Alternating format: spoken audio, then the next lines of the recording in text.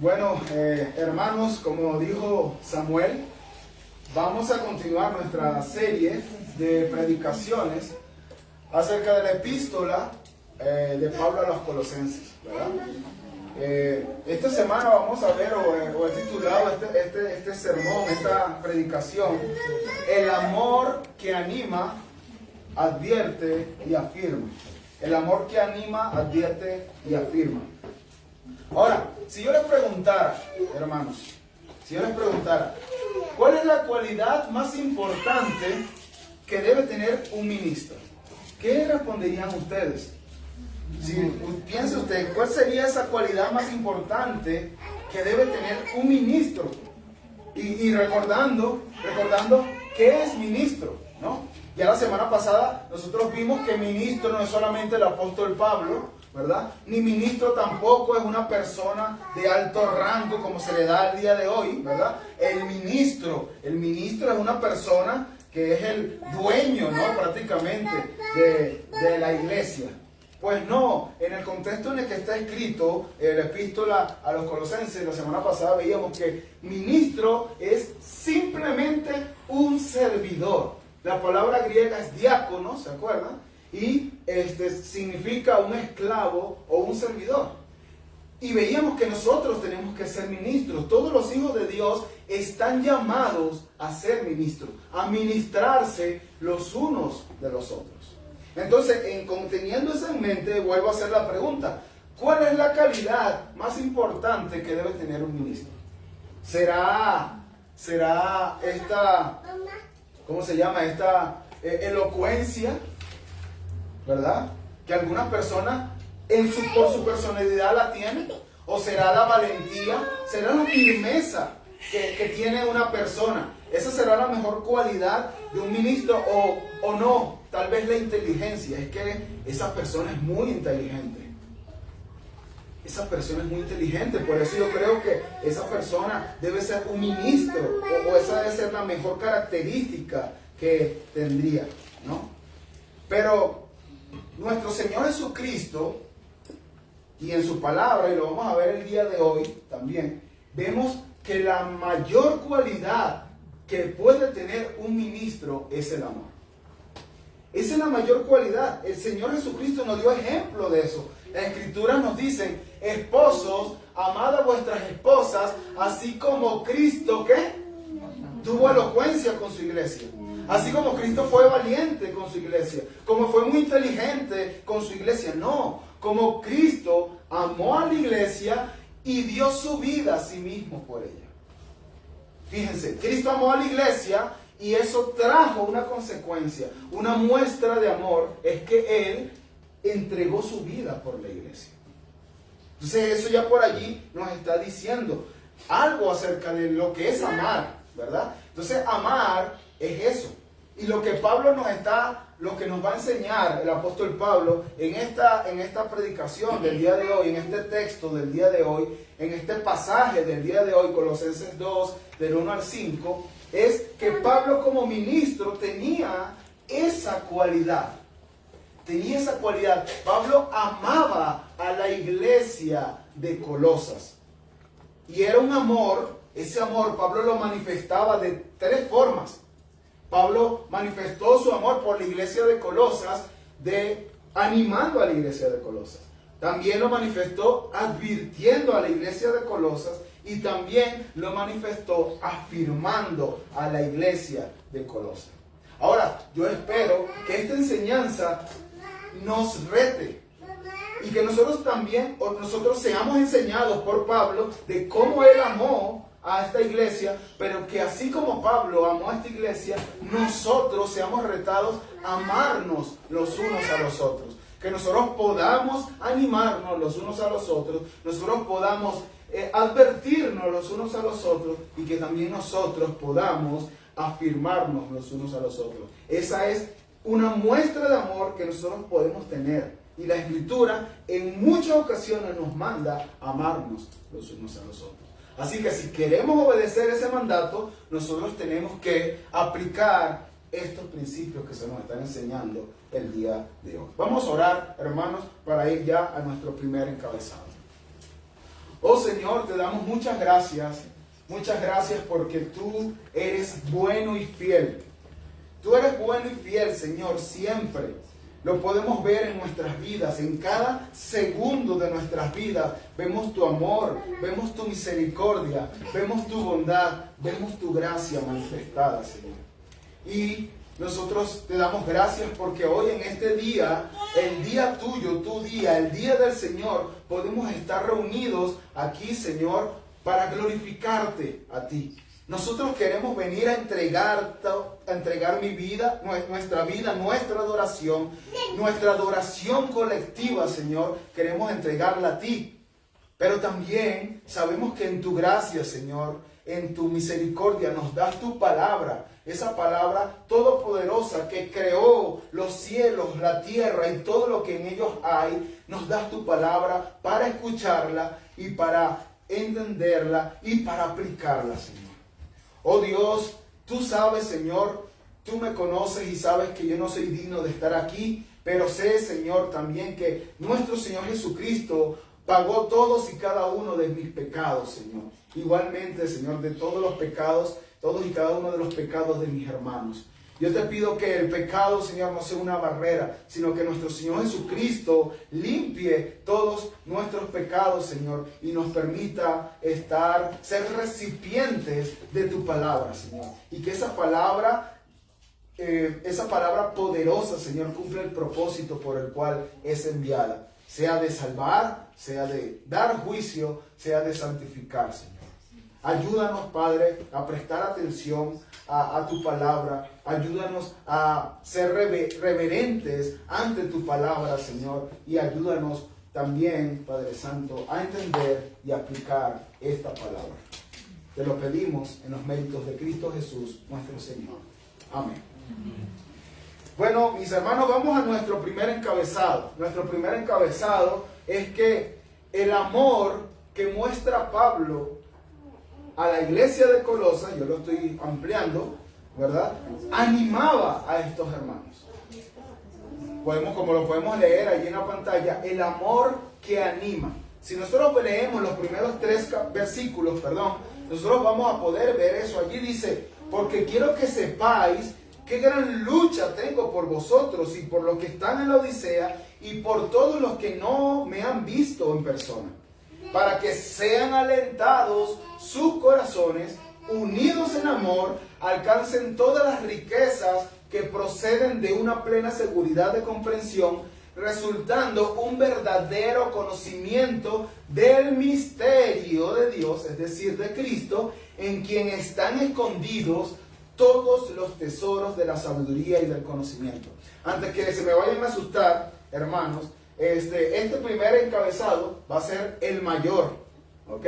Los otros dos son 3 encabezados, los otros 2 son más cortos, así que si usted ve que ya llevo por ahí 40 minutos, 30 minutos y estoy en el primer encabezado, no se asuste, ¿ok? Los otros van a ser más cortos. Entonces, fíjense cómo empieza este primer versículo del capítulo 2. Dice, porque allí Pablo nos está conectando con el contexto anterior.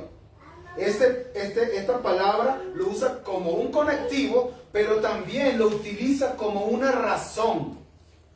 Esto es una razón. Si nosotros nos vamos al último verso del capítulo 1, el versículo 29, miren lo que dice Pablo. Dice, y con este fin también trabajo. ¿Recuerdan qué significa trabajar allí? Es un trabajo arduo, un trabajo que cansa, ¿verdad? Y después dice, esforzándome. ¿Se acuerdan qué significa la palabra esforzándome ahí?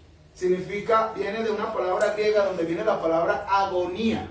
O sea, Pablo se esfuerza sobremanera, agonizando según el poder que obra poderosamente en mí. ¿Y por qué yo quise resaltar esa palabra agonía? Porque Pablo la vuelve a utilizar ahorita en el versículo 1 del capítulo 2.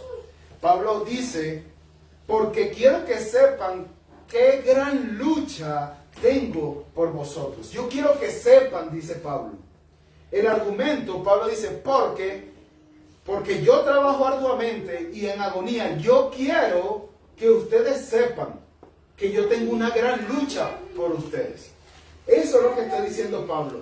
Yo quiero que ustedes lo sepan. Acuérdense, Pablo no estaba presente en la iglesia de Colosas. Y esto era una carta que fue enviada a la iglesia y que iba a ser leída no solamente en la iglesia de Colosas, sino también en la iglesia de la Odisea y seguramente en la iglesia de Hierápolis, que eran las iglesias que conformaban el Valle del Lico. Eso ya lo vimos cuando estudiamos el contexto histórico, ¿verdad? Entonces, él dice, yo quiero que ustedes sepan que yo tengo gran lucha por vosotros. Y esa palabra allí, gran, tiene que ver con algo que es grandísimo, algo muy grande. Tengo una lucha muy, pero muy grande. Y la palabra lucha es la misma palabra que menciona en el versículo 29, que se traduce como esforzándome y que viene de la palabra o de la raíz donde viene nuestra palabra en español, agonía. O sea, Pablo está diciendo, yo tengo una muy grande agonía, una muy grande batalla, dice Pablo, por ustedes. Eso es lo que está diciendo él. Yo quiero que ustedes sepan eso, una batalla agónica. Pablo sabía que los creyentes de Colosas estaban en un campo de batalla espiritual. Ustedes saben lo que se estaba preparando allí en esa ciudad, las enseñanzas heréticas que se estaban enseñando en esa ciudad. Y Pablo dice, yo tengo una gran batalla, una gran lucha por ustedes, hermanos. Pablo estaba en Roma, estaba preso, él estaba limitado, él no podía salir, y en lo que Epafras le dijo, Pablo, hay peligro en la iglesia de Colosas. Yo creo que si Pablo hubiese estado, no hubiese estado preso, Pablo hubiese salido corriendo a la iglesia de Colosas y hubiese estado allí enseñándoles a ellos todo esto que escribió en la carta. Pero Pablo no podía, Pablo estaba limitado, no podía ayudar a los hermanos en este sentido, en estos momentos de necesidad. Pero había algo que Pablo sí podía hacer. Pablo sí podía orar por ellos. Y yo sé, hermanos, que la palabra oración o la palabra clamor o la palabra, una palabra referente a oración no está en el texto. Yo lo sé. Pero si nosotros podemos ver cómo se aplica esa palabra en otras partes de la epístola, nosotros la vamos a asociar a la oración. Acompáñenme por favor a Colosenses capítulo 4, versículo 12.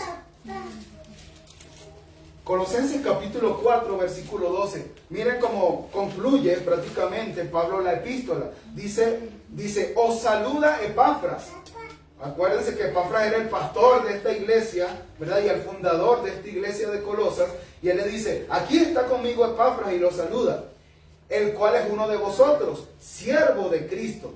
Siempre, miren lo que dice, rogando encarecidamente, agonizomai, rogando con agonía, dice Pablo acerca de la actitud de Epafras, por vosotros en sus oraciones. Es la misma composición gramatical que se usa en el versículo 1. Entonces, Pablo lo que estaba haciendo era orar por ellos. Pero no era una oración así, bueno, Señor, yo de verdad clamo a ti por los hermanos de Colosas. No, era una oración ferviente, era una oración agónica. Pablo sabía que era una batalla espiritual lo que estaban viviendo ellos allí. Hace ratito citamos Efesios capítulo 6. Dice, nuestra lucha no es contra sangre ni carne, ¿verdad? Sino que es una lucha espiritual. Y Pablo sabía eso. Sabía que eso era un campo de batalla espiritual.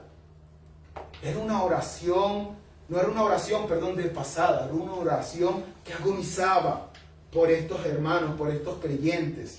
Ellos estaban conscientes del peligro que estaban corriendo allí en la ciudad y por eso oraban con esa intensidad.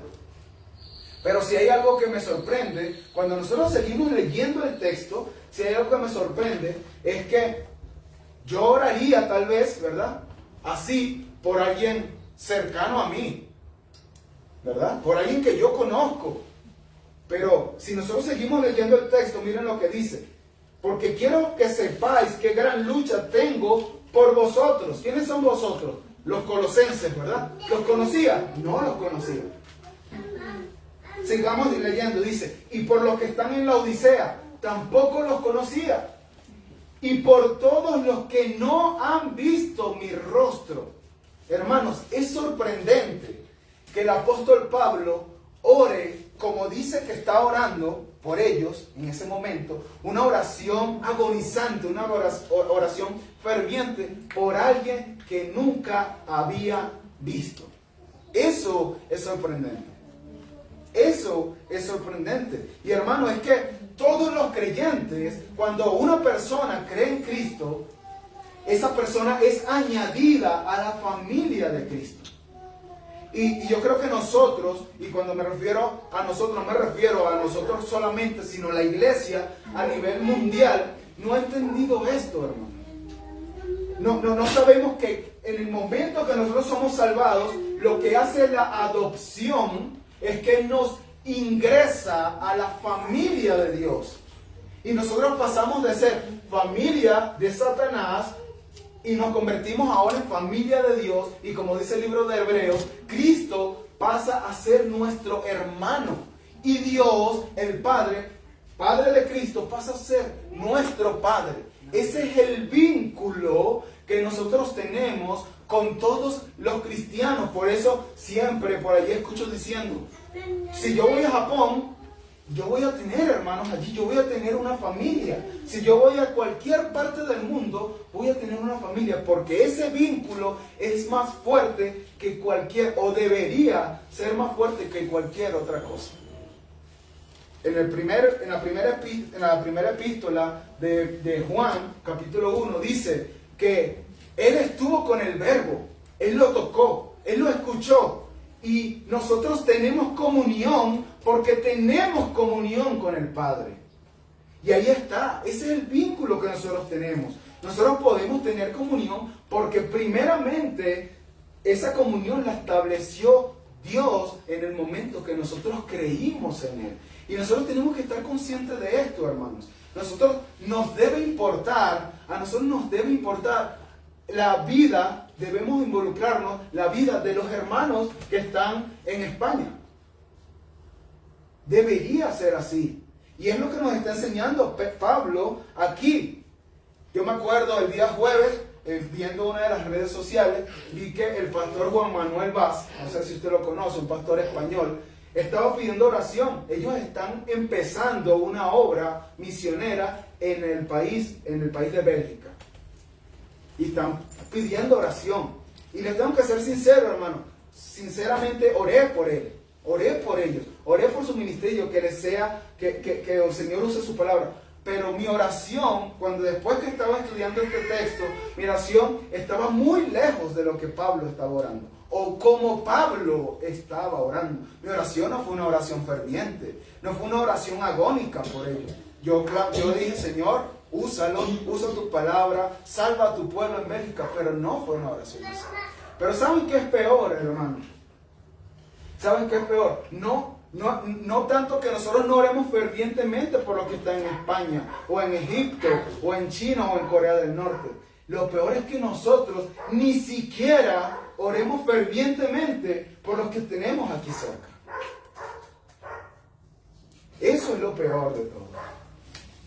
Y eso es lo que nosotros tenemos que preguntarnos.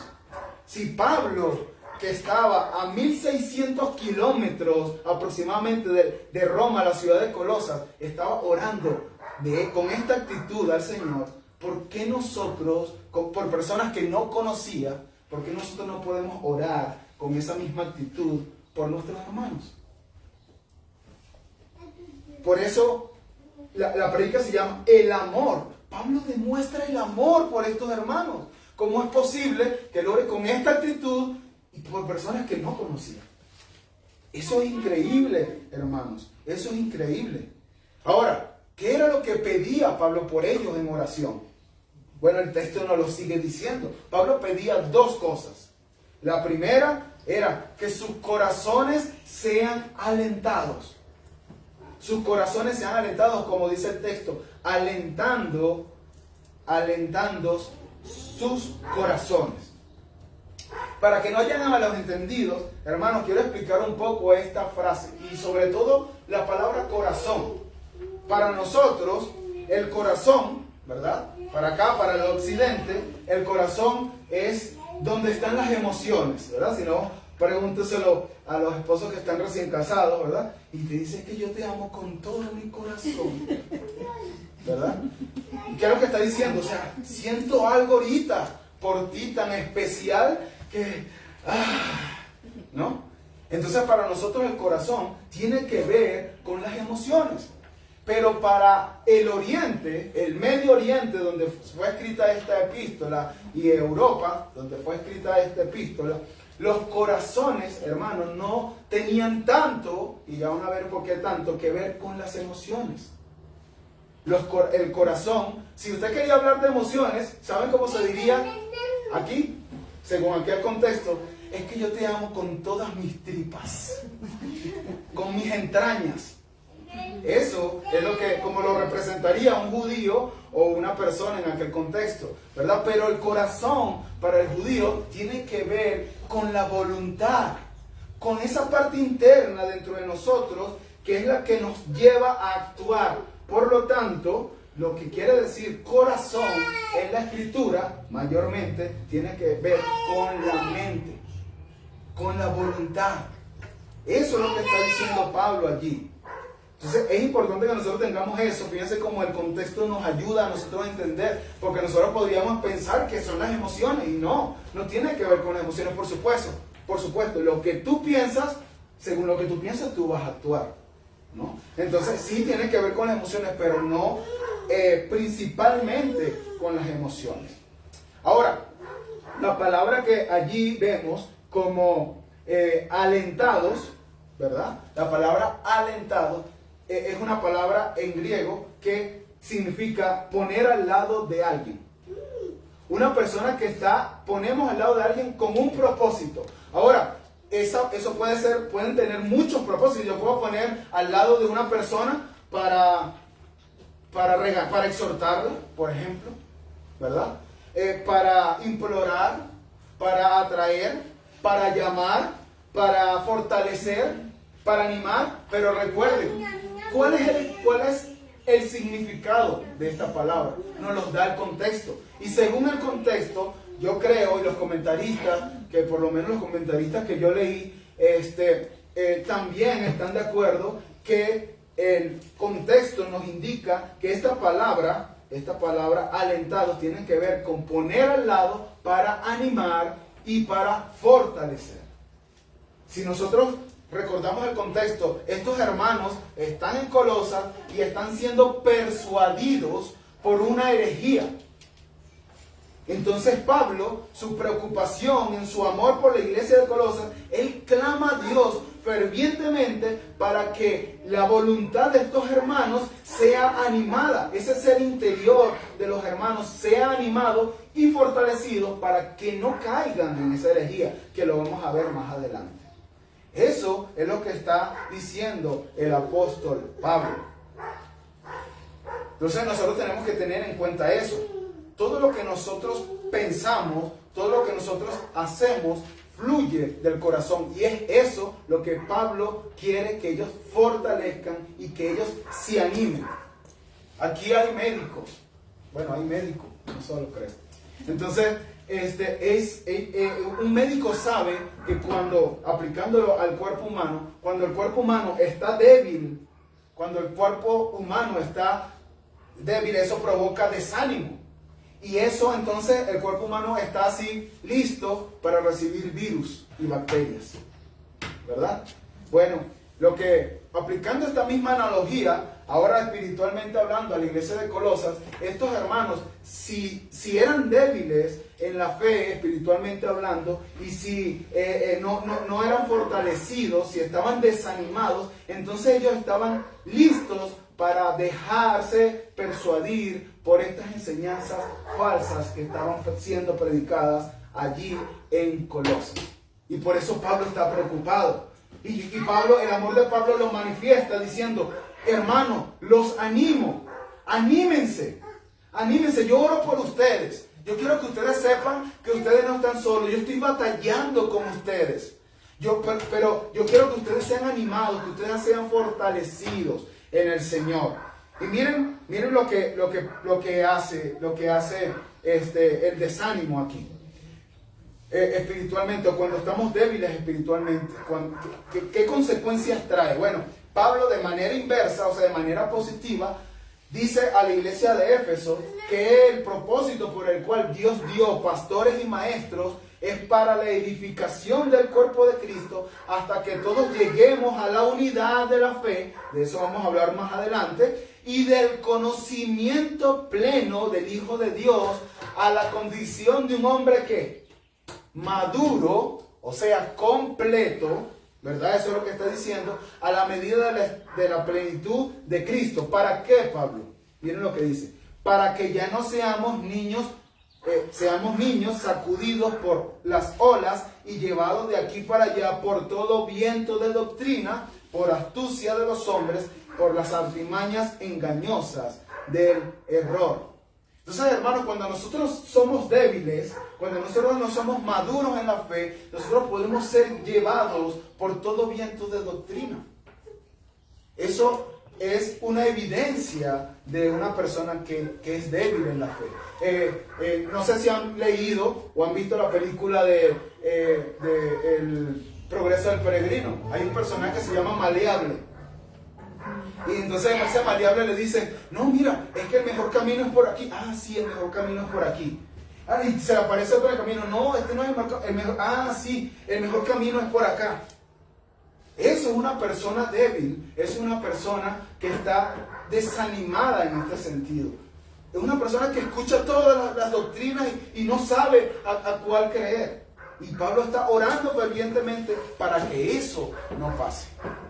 Los falsos maestros, ellos usan con astucia, hermanos, con astucia las artimañas engañosas del error.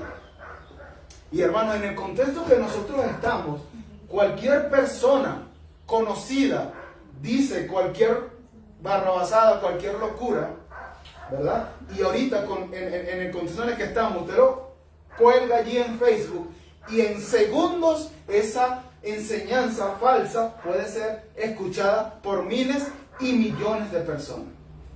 Si ustedes, no sé si escucharon la noticia esta semana, a comienzos salió el pastor Armando Alducin diciendo que la venida de Cristo iba a ser en el año 2028. Él interpretó por la parábola de la higuera, y entonces él sacó unas cuentas y dijo, bueno, en el 2028 viene Cristo. Esta ya es la segunda vez que Armando Alducin hace eso. Y ojo, yo lo respeto, porque yo creo que él es un hombre que predica el evangelio, solamente que, bueno, algunas cosas no estoy muy de acuerdo como es. Lo bueno fue con Alducin que ayer, antes de ayer, el día viernes, salió otra vez diciendo que por favor lo perdonaran, que había interpretado mal la parábola. Entonces, pero eso, si usted ve el video en el que él publicó, tiene millones de vistas, hermano.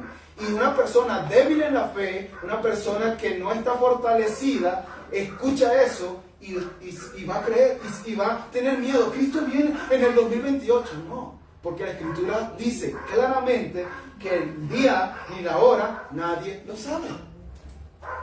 Y créanme, yo estuve viendo los comentarios y habían personas que, aunque él se retractó en ese video donde él se retracta, que decían que sí era correcta su cuenta, que sí venía en el año 2028, aunque él se retractó y pidió perdón y decía, yo no lo hice con una intención mala, ya hizo efecto la falsa enseñanza. ¿En quién? En los débiles. En los débiles espiritualmente hablando. ¿Ven? Entonces Pablo entendía eso, y la herejía que andaba en la ciudad de Colosas no era sobre la venida de Cristo, era sobre la deidad de Cristo, era sobre la suficiencia de Cristo, no era cualquier cosa. Por eso Pablo clamaba como clamaba al Señor. Basta con escuchar 5 minutos a estos herejes, y si estamos débiles en la fe, hermanos, si no estamos fortalecidos, vamos a empezar a creer estas mentiras y estas herejías. Así que cuando estemos desanimados, débiles en la fe, estamos propensos a dejarnos llevar, pues lo que nos está diciendo Pablo aquí, hermanos, es ánimo, fortalezcanse, Eso es lo que nos está diciendo. Pablo nos está amando también a nosotros, porque nos lo dice, se lo dice primeramente a la iglesia de Colosas, pero nos está diciendo a nosotros, anímense, fortalezcan sus corazones. Eso es lo que está diciendo él, porque él sabía que podían caer y nosotros también podemos caer en el error. Pero Pablo no solo le dice eso, Pablo sigue demostrando su amor para con ellos. Él dice, únanse en amor. Ese es el segundo punto. Si nosotros seguimos leyendo el texto, dice, para que sean alentados sus corazones, que es lo que acabamos de ver, y después dice, y unidos en amor. Y unidos en amor. Y me gustó esto que leí en un comentario. Dice que el amor es el pegamento que une a los hermanos. ¿Escucharon esa analogía?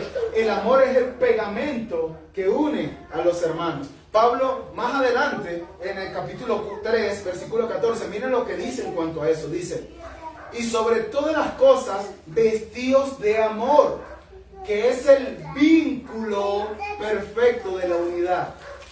¿Quieren tener unidad? Entonces, vístanse de amor. Vístanse de amor. Ese es el pegamento perfecto, dice Pablo. El amor es necesario para que ellos puedan seguir avanzando en el entendimiento, porque eso es lo que nos va a llevar más adelante. Nosotros tenemos que fortalecer nuestros corazones unidos en amor, pero después ¿qué dice? Para que alcancen todas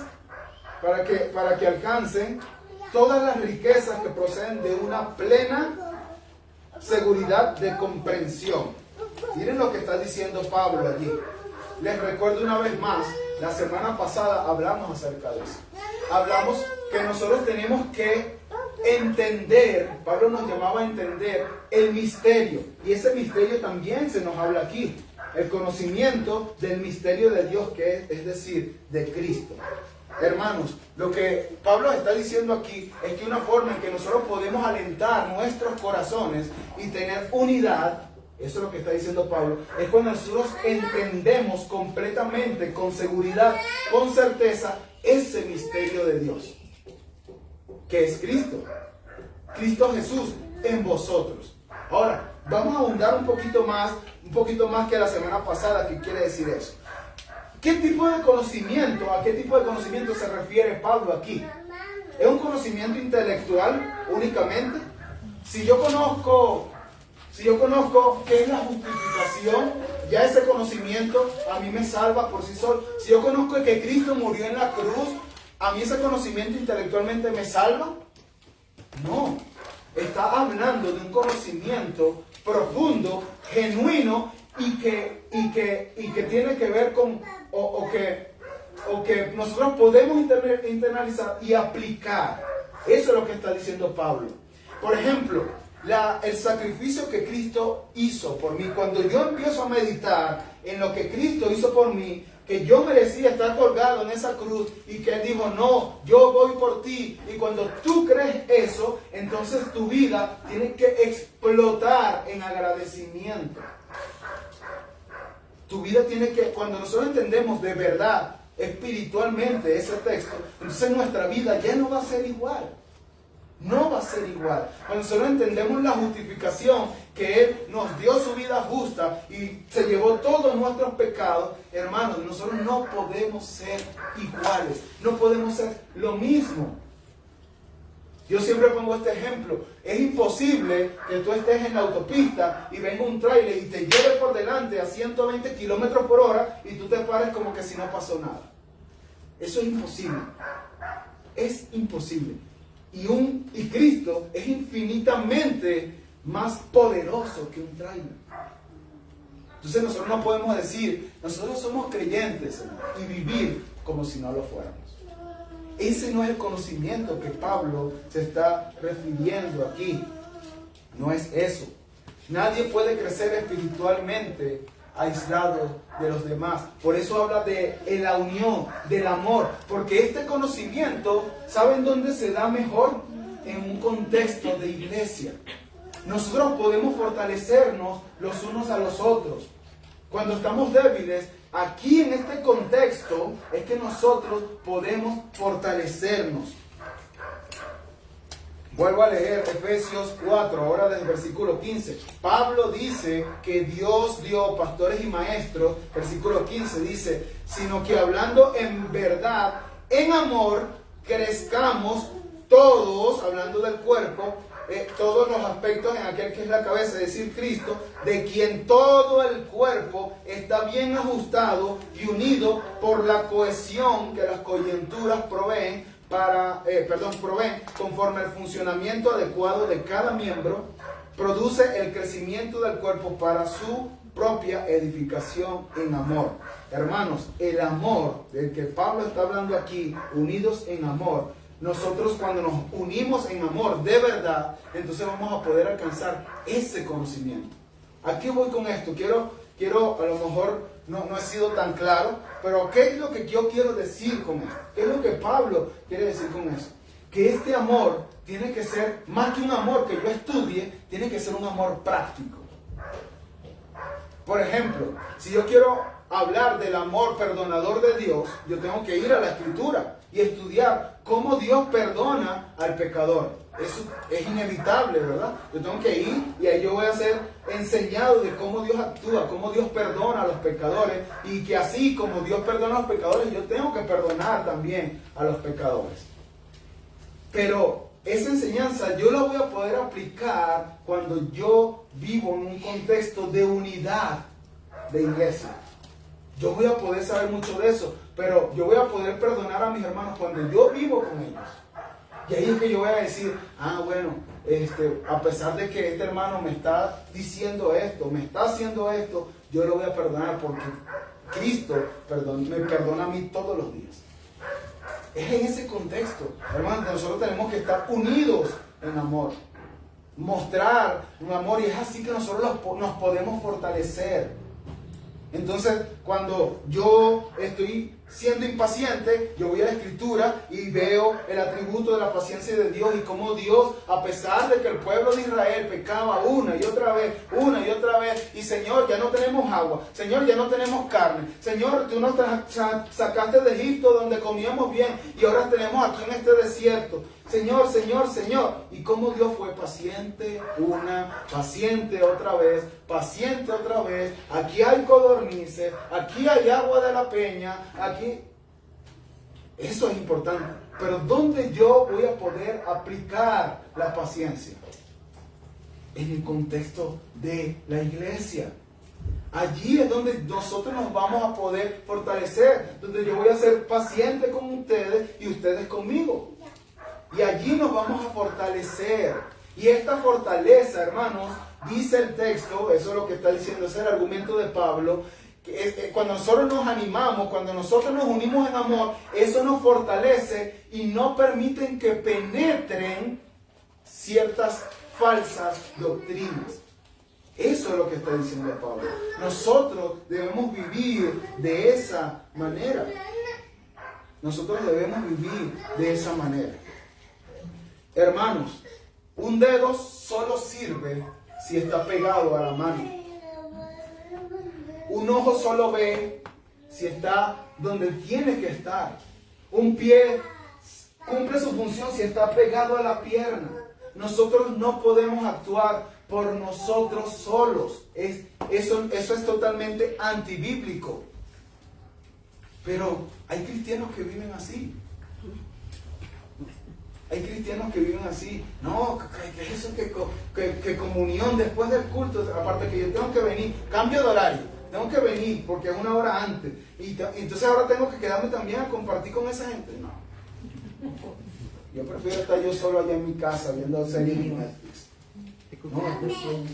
No, hermano.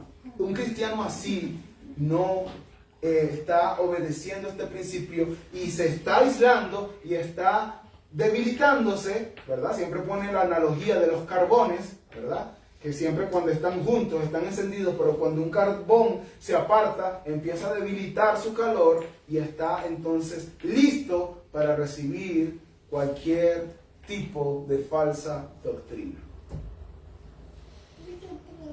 Eso es importante, hermanos. Nosotros nos involucremos. ¿Cómo nosotros podemos aplicar esto de forma práctica?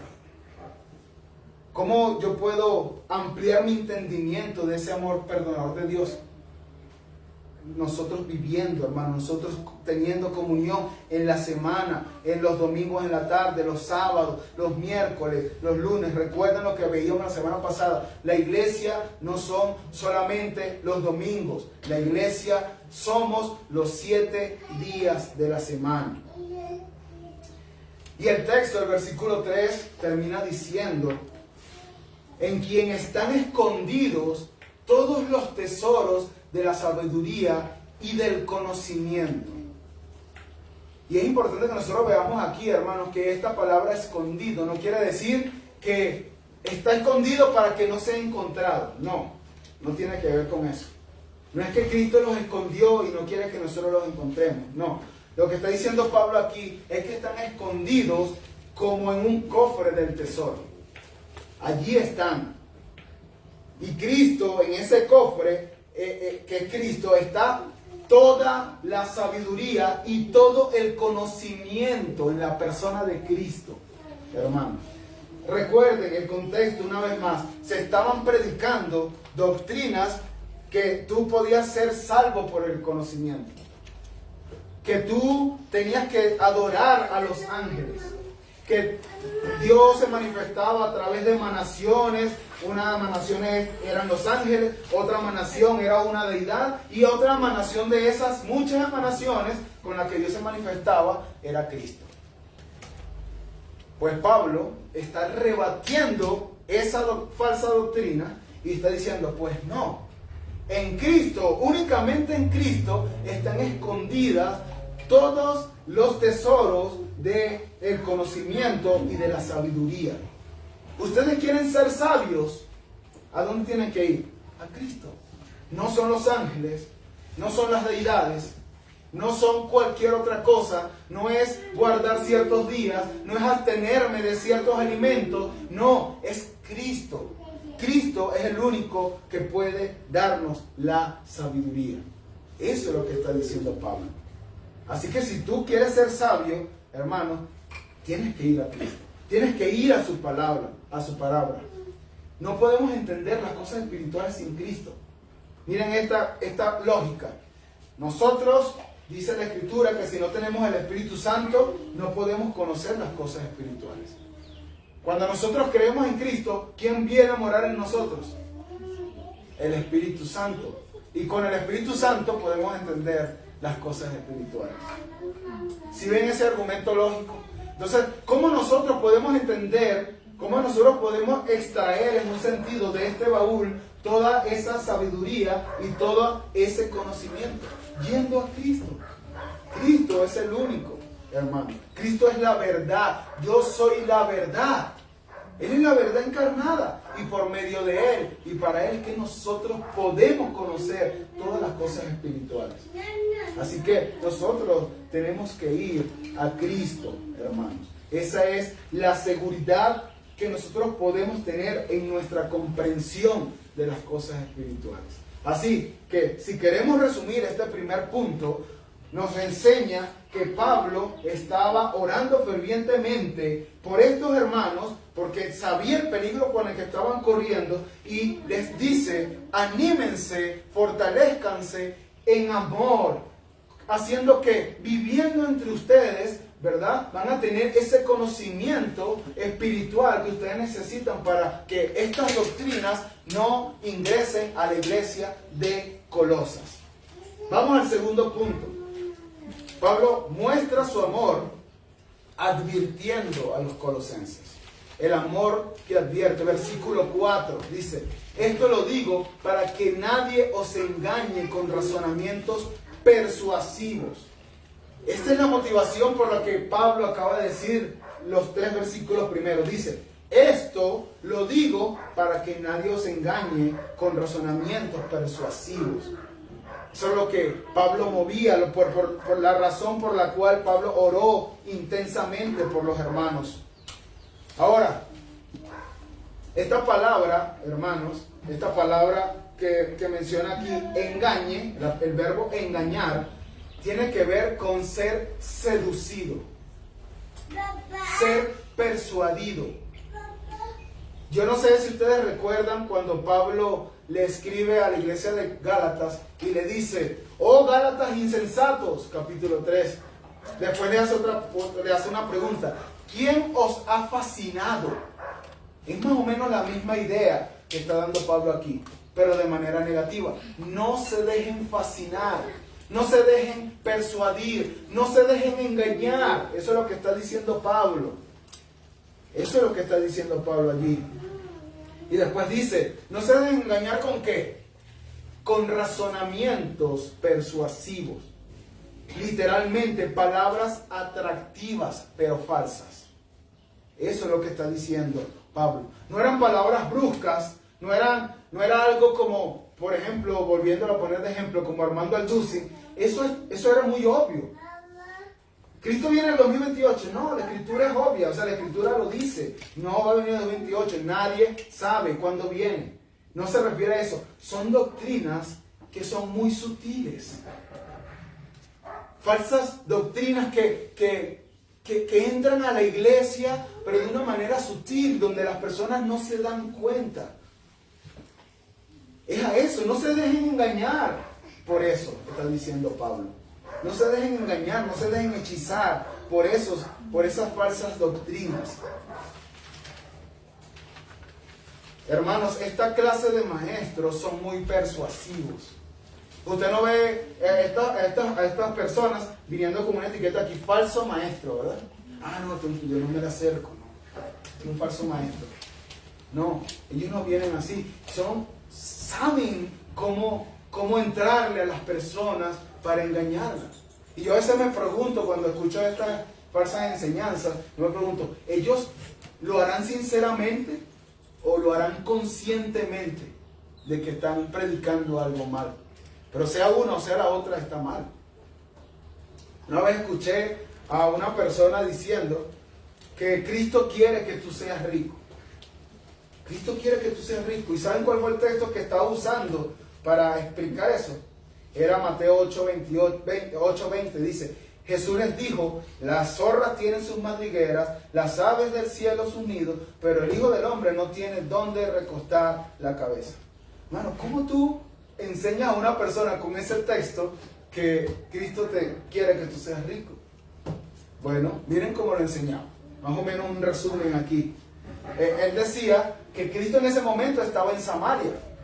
Y en ese tiempo no habían hoteles, ¿verdad? Y saben que los samaritanos y los judíos no se llevan. Entonces, en ese momento específico, Cristo no tenía dónde recostar su cabeza y por eso lo dijo. Pero él lo estaba esperando su mansión en Jerusalén.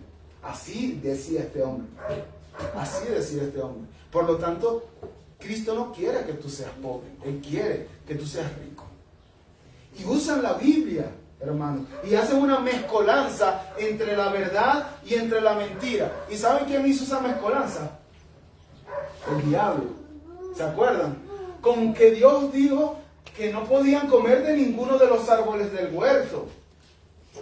No, Dios no dijo eso. Dios dijo: pueden comer de todos los árboles del huerto, pero de un árbol no van a comer. Entonces usan, y cuando Cristo estaba siendo tentado en el desierto, ¿qué usó Satanás? La Escritura. Estas personas conocen la Escritura, la tergiversan, y entonces así pueden ser persuasivos para enseñar lo que ellos quieren enseñar. Y nosotros debemos estar alertas, hermanos. Debemos estar alertas. ¿Cómo nosotros podemos saber si estamos escuchando una falsa enseñanza? ¿Cómo nosotros podemos saber? Bueno, unas cosas que podemos preguntarnos es: ¿esa enseñanza exalta más a Cristo que al hombre? Vea estas enseñanzas ve a Enlace, ve a Maldonado, ve a Cash Luna. ¿Qué es lo que ellos resaltan? ¿A Cristo? No resaltan a Cristo. Es al hombre. Y sus iglesias y sus cultos y sus servicios están hechos para el hombre, no teniendo como prioridad a Dios. ¿Ellos te llevan a confiar más en la justicia de Jesús en la cruz? No. Ellos te llevan a sacar el campeón que hay en ti. ¿Ven? ¿Ven la diferencia? Esas son las cosas que nosotros tenemos que ver de estas enseñanzas. ¿Te motivan estas enseñanzas a amar más al Señor a través de la obediencia a la palabra? No. Ellos te ponen la autoestima por los cielos, diciendo, no, pero es que tú eres un héroe, tú eres lo mejor. Tú escuchaste toda tu vida que eras esto, pero no, tú eres esto otro. Ellos te predican el evangelio de tal forma que tú puedes decir, yo muero por Cristo. ¿No? Ellos te hablan sobre la codicia, diciéndote, es que tú declaras que ese Ferrari es tuyo. Eso es codicia. Eso va en contra de lo que la Escritura enseña. La disfrazan de una falsa fe. Ten fe, decláralo con tu boca porque tu palabra tiene poder, pero la Escritura nunca enseña eso. Nunca enseña eso. La palabra de Dios sí tiene el poder. Mi palabra no tiene ningún poder. Entonces estas enseñanzas, hermanos, alimentan los deseos pecaminosos del ser humano. Miren como lo dice Santiago: pedís y no recibís, porque pedís con malos propósitos para gastarlo en vuestros placeres. Y el versículo dice, codician por eso. Ustedes están codiciando por eso. Y Pablo nos está advirtiendo, hermanos, que tengamos cuidado. Yo le hago una pregunta a usted. Si usted ve a su hermano hablando con una persona que es estafador, usted sabe que es estafador porque ha estafado a varias personas, ¿qué puede hacer usted para amar a su hermano? Y bueno, él verá qué va a hacer. ¿Acaso soy yo guarda de mi hermano? ¿Quién dijo eso? Caín dijo eso. ¿Acaso yo tengo que guardar a mi hermano? ¿Acaso yo tengo que estar pendiente de mi hermano? Pues sí, tienes que estar pendiente de tu hermano porque es parte de tu cuerpo. Y si tú te golpeas aquí en el dedo con un martillo, te duele todo. Todo. Y si tu hermano está siendo engañado, eso también te va a afectar a ti. Porque si uno se duele, todos se duelen con él. Y si uno se goza, todos se gozan con él. Entonces la mayor muestra de amor que tú puedes hacer es decir, hermano, ven acá, te vi hablando con esta persona, cuidado.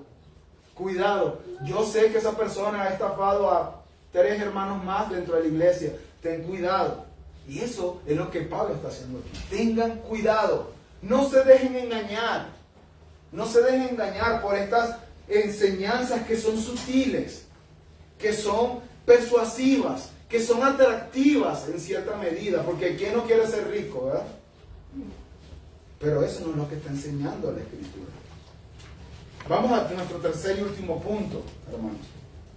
Tercer y último punto. El amor que afirma.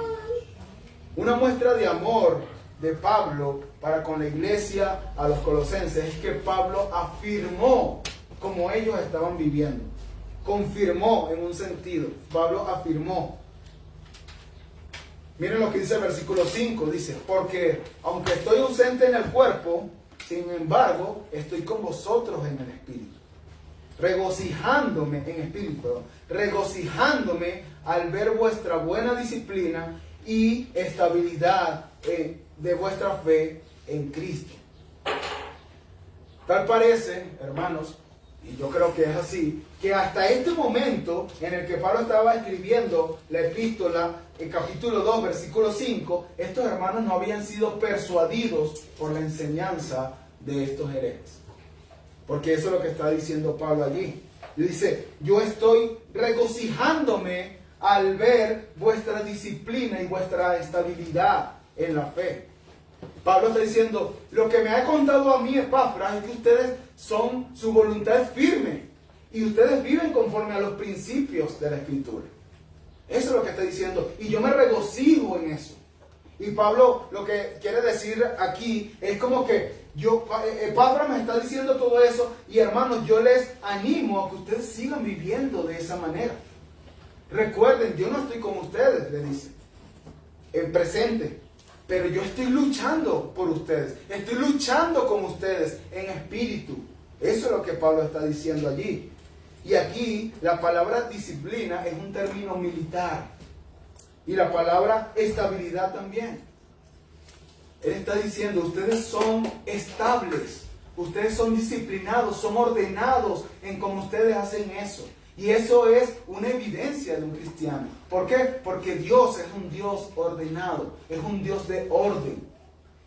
Por eso esos cultos donde usted va, que todo es un desorden y hablan 300 personas en lengua y hay 4 revolcándose por aquí, eso no es disciplina, hermanos. Eso no es ser ordenado. Porque aún si creyéramos en eso, la Escritura en 1 Corintios 4 nos dice que tiene que ser uno a la vez. Pero cuando usted va a esa iglesia, todos hablan lengua. Todos profetizan. Todos se revuelcan en el piso.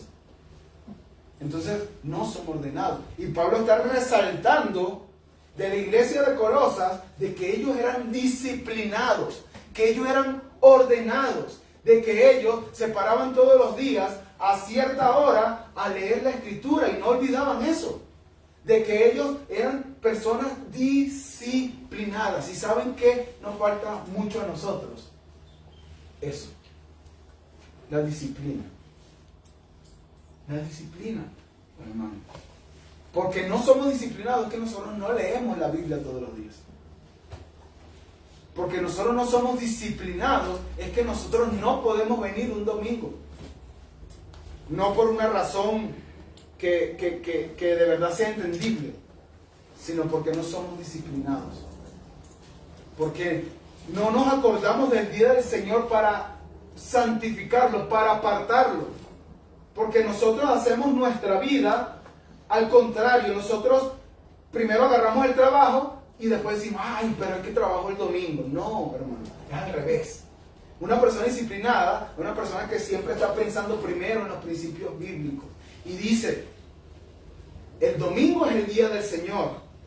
Yo tengo que hacer mi vida en relación a ese día. Entonces, ¿viene un trabajo? No. ¿Es trabajo el domingo? No. Porque este día dice, acuérdate del día.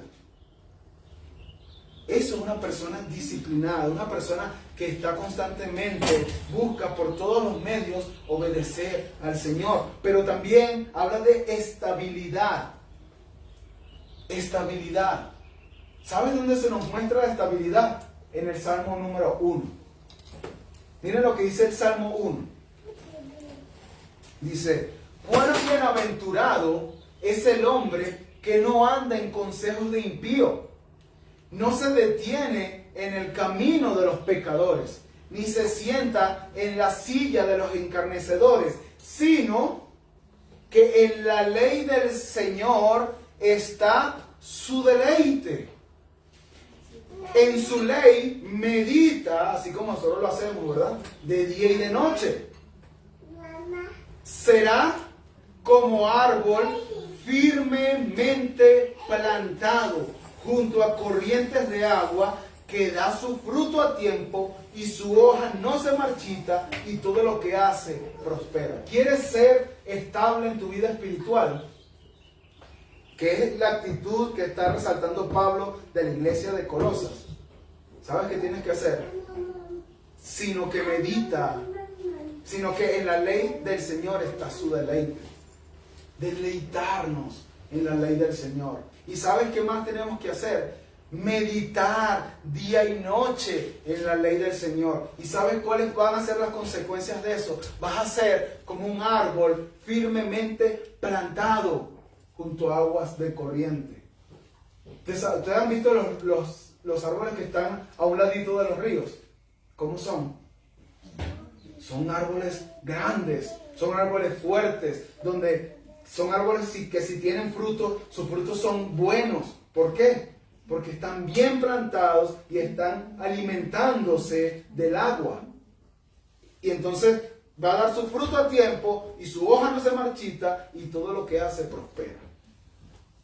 Y Pablo está diciendo que los colosenses vivían así. La pregunta que nosotros tenemos que hacernos es, ¿nosotros estamos viviendo con esa disciplina y estamos viviendo con esa estabilidad, que a pesar de que estaban siendo persuadidos con esta falsa enseñanza, ¿verdad? Estaban siendo persuadidos con esa falsa enseñanza, estaban viviendo con disciplina y con estabilidad. Nosotros estamos viviendo de esa forma, es algo que nosotros tenemos que ver. Y hermano, es algo que nosotros tenemos que hacer también entre nosotros. Recuerden, esta enseñanza no solamente nos está confrontando a nosotros, sino que una forma de nosotros aplicarla es que nosotros podamos afirmarnos los unos a los otros. Tú quieres amar a tus hermanos, afírmalos. Si tú ves que ese hermano está siendo disciplinado y si ese hermano está haciendo las cosas bien para agradar al Señor, afirma, díselo. Dile, hermano, estoy viendo que estás haciendo eso, de verdad, gracias a Dios por eso. Eso que tú estás haciendo, de hecho, me está amonestando a mí y me está animando porque yo soy una persona indisciplinada. Soy una persona que no es muy estable. Pero eso que, como tú estás viviendo tu vida, de verdad, yo agradezco a Dios por eso. Ay, ese hermano es un hermano fiel al Señor. Es un hermano, díganselo. Eso es una muestra de amor. Pero también tenemos que tener cuidado, porque podemos llegar a caer, ¿verdad? En decirle las cosas, y entonces el hermano, en vez de tomarlo bien, se infla, ¿verdad? Y entonces dice, es que de verdad yo sí soy, que Cristo y yo, pues, ¿no? Entonces tenemos que tener cuidado. Pero fíjense, hermano, ya para concluir, Pablo nos está diciendo que una forma en la que nosotros podemos amarnos es cuando nos animamos, cuando nos fortalecemos en el conocimiento, y ese conocimiento lo vivimos como iglesia, lo vivimos como un cuerpo. Pablo nos está advirtiendo, ¿verdad? Una forma de amar es que podemos advertirnos los unos a los otros cuando nos vemos en peligros, ¿ok? Y Pablo nos dice que otra forma de amar es cuando nos afirmamos los unos a los otros. Y que el Señor nos ayude, hermanos, a vivir amándonos por lo menos de estas tres formas que son las formas que enseña el texto. Vamos a orar. Oh Dios, te damos muchas gracias. Gracias por tu palabra, Señor. Definitivamente, Padre, tu palabra siempre nos está instruyendo, nos está exhortando, nos está animando, mi Dios. Pero específicamente hoy, Señor, tu palabra nos está exhortando a que nosotros nos amemos los unos a los otros, animándonos, advirtiéndonos y también, Señor, afirmándonos. Oh Dios, veamos cómo tú usabas al apóstol Pablo para esto, aún con personas que ni siquiera conocía. Yo te pido, mi Señor, que nosotros no solamente hagamos esto con personas que no conocemos, sino que aún más lo hagamos entre nosotros, Señor, los que estamos aquí cercanos, los que somos, los que nos conocemos, Señor, que estamos en constante comunión, que nosotros podamos orar fervientemente, preocuparnos, Señor, los unos por los otros, advertirnos, Señor, cuando estamos en peligro y animarnos, Señor, cuando estamos desanimados, desalentados, pero también afirmarnos cuando estamos viviendo correctamente a la luz de tus palabras. Ayúdanos, Padre, porque sabemos que solamente tu gracia es la que nos va a ayudar a hacer esto. Ten misericordia, Señor, de nosotros. Y de verdad, ayúdanos, Padre, a afirmarnos. Ayúdanos a fortalecernos y ayúdanos a estarnos advirtiendo los unos a los otros. Porque esto es una muestra muy grande de amor, Señor, que podemos tener nosotros, entre nosotros mismos. En tus manos estamos, Señor, y muchas gracias. Amén.